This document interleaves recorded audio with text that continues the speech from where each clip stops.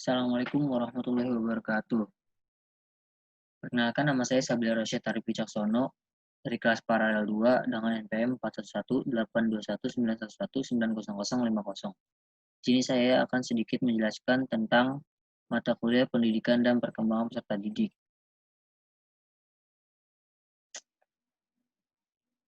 Teori pertumbuhan dan perkembangan.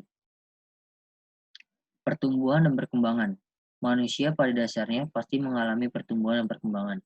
Pertumbuhan dan perkembangan merupakan sesuatu yang berkaitan erat. Pertumbuhan merupakan proses perubahan fisik atau tubuh pada manusia yang bersifat evolusi dan hanya pada batas waktu tertentu.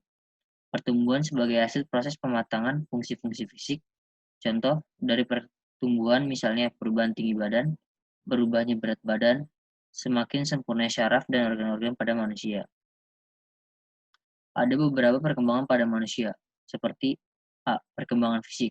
Perkembangan fisik pada manusia dapat mencakup pertumbuhan biologis, misalnya pertumbuhan otot, otak, tulang, serta penuaan dengan berkurangnya ketajaman pandangan mata dan berkurangnya kekuatan-kekuatan otot. B. Perkembangan kognitif. Perkembangan kognitif pada manusia mencakup perubahan-perubahan dalam berpikir, kemampuan berbahasa yang terjadi melalui proses belajar. C. Perkembangan psikososial. Perkembangan psikososial berkaitan dengan perubahan-perubahan emosi dan identitas pribadi individu yang bagaimana seseorang berhubungan dengan keluarga, teman-teman, dan gurunya. Pertumbuhan dan perkembangan walaupun hampir sama, tetapi ada perbedaannya, yaitu perkembangan akan berlanjut terus hingga manusia mengakhiri hayatnya, sedangkan pertumbuhan hanya terjadi sampai manusia mencapai kematangan fisik. Artinya, bahwa individu tidak akan bertambah tinggi atau besar jika batas pertumbuhan tubuhnya telah mencapai tingkat kematangan. Di sini ada fase-fase dan tugas perkembangan. Di sini saya akan sedikit menjelaskannya, yaitu yang pertama ada masa pranatal. Masa pranatal ataupun biasa disebut dengan masa sebelum lahir, yaitu masa awal perkembangan manusia yang dimulai sejak indung telur atau ovum dibuahi oleh sperma laki-laki hingga masa kelahiran tiba seorang wanita tersebut. Yang kedua ada masa bayi. Masa bayi adalah kehidupan pada usia 0-2 tahun. Namun selama 2 minggu pertama setelah kelahiran diberi istilah tersendiri, yaitu masa bayi. Baru lahir adalah neonatal karena memiliki karakteristik tersendiri, sedangkan masa bayi berlangsung pada usia 2 minggu setelah lahir sampai dengan usia 2 tahun. Yang ketiga ada masa awal anak-anak.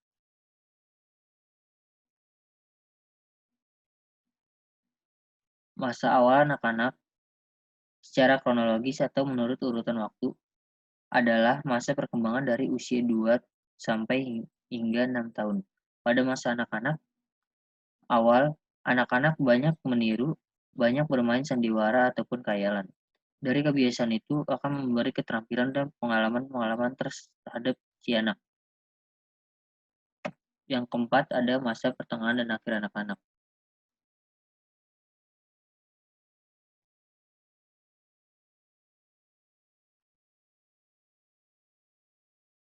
Masa pertengahan dan akhir anak-anak ialah periode perkembangan yang menentang dari usia kira-kira 6 hingga 11 tahun. Periode ini biasanya disebut dengan tahun-tahun sekolah dasar. Keterampilan-keterampilan fundamental seperti membaca, menulis, dan berhitung telah dikuasai.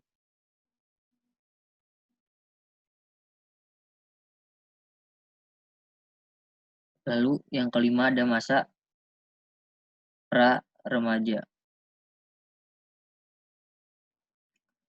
Masa pra-remaja adalah tahap perkembangan manusia setelah masa anak usia dini dan sebelum masa remaja. Ini biasanya berakhir dengan awal pubertas, tapi mungkin juga didefinisikan sebagai diakhiri dengan awal tahun-tahun remajanya. Misalnya definisi kamus umumnya menunjukkan sebagai 10-13 tahun.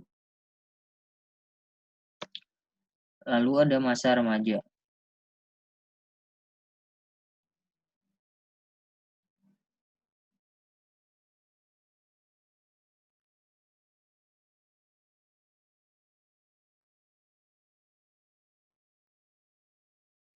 Masa remaja merupakan masa peralihan antara masa kehidupan anak-anak dan masa kehidupan orang dewasa, yang ditandai dengan pertumbuhan dan perkembangan biologis dan psikologis.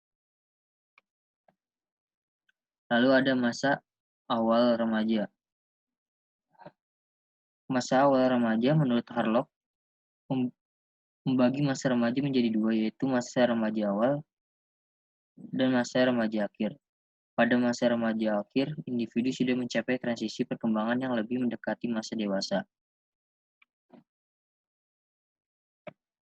Lalu ada masa pertengahan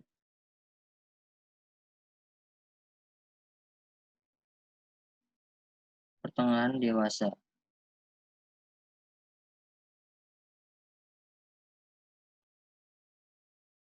Masa dewasa tengah biasa disebut dengan masa parubaya. Masa dewasa tengah tampak lebih awal di usia 30, tapi pada beberapa titik di usia 40 tahun. Menurut Harlock, usia 52 tahun berada dalam rentang perkembangan dewasa atau madya, yaitu antara usia 40 sampai 60 tahun. Lalu ada masa akhir dewasa. Masa akhir dewasa yaitu adalah masa kita tua, di mana tubuh kita sudah tidak sefit saat kita masih muda. Prinsip dan asas perkembangan. Perkembangan tidak terbatas dalam arti tumbuh menjadi besar, namun merupakan rangkaian yang bersifat progresif, teratur, koheren, dan berkesinambungan. Artinya bahwa dalam tahap perkembangan selalu ada kaitan dan tidak dapat saling terlepas. Perkembangan selalu menuju proses diferensiasi dan integrasi. Proses diferensiasi merupakan suatu kesatuan dan tidak dapat dipisahkan. Perkembangan dimulai dari respon-respon yang sifat umumnya menuju yang khusus. Perkembangan pada anak tidak hanya dipengaruhi oleh faktor pembawaan sejak lahir, tetapi dapat juga dipengaruhi oleh faktor lingkungan. Setiap anak mempunyai tempo kecepatan perkembangan yang berbeda-beda. Karena perkembangan baik fungsi jasmani maupun rohani, pada anak-anak ada yang berkembang secara cepat dan ada juga yang berjalan secara lambat, tergantung pada kematangan dan pengalaman pada diri anak tersebut. Asas-asas dalam perkembangan pada anak. 1. Asas biologis. Anak adalah makhluk biologis, di mana salah satu ciri makhluk hidup adalah berkembang. Maka sesuai dengan ciri makhluk hidup, anak akan mengalami perkembangan. B. Asas ketidakberdayaan. Anak kecil adalah makhluk yang tidak berdaya, tapi setelah dia mengalami perkembangan, lama-kelamaan akan lebih berdaya. C. Asas keamanan. Anak memerlukan rasa aman. Karena itu adalah perkembangan anak sangat perlu kenyamanan dan adanya perlindungan dari orang yang mendidik. D. Asas eksplorasi. Dalam proses perkembangan anak-anak semata-mata tidak hanya menerima pengaruh dari luar semata, akan tetapi anak-anak tersebut juga akan turut aktif mencari dan menemukannya. Faktor-faktor yang mempengaruhi perkembangan. 1. Pengalaman, pendidikan, keturunan, dan lingkungan. Dalam perkembangan kepribadian pada anak, anak dapat berkembang karena dari hasil pengalaman-pengalaman yang diperoleh. 2. Kegiatan belajar. Membantu anak untuk melalui tahap-tahap perkembangan. Dari kegiatan belajar ini, anak akan memperoleh pengetahuan sehingga mereka akan berpikir lebih maju dan kritis, yang membantu perkembangan pada diri anak. Pendidikan sebagai satu tempat di mana anak dapat memperoleh pengetahuan, wawasan, pengarahan, dan bimbingan. Ketiga, keturunan. Merujuk pada faktor hederitas seorang individu, misalnya tinggi badan, bentuk wajah, gender, temperamen, komposisi otot, dan refleks, tingkat energi, dan irama biologis. Yang keempat, faktor lain yang memberi pengaruh cukup besar terhadap pembentukan karakter adalah lingkungan, di mana seorang tumbuh dan dibesarkan.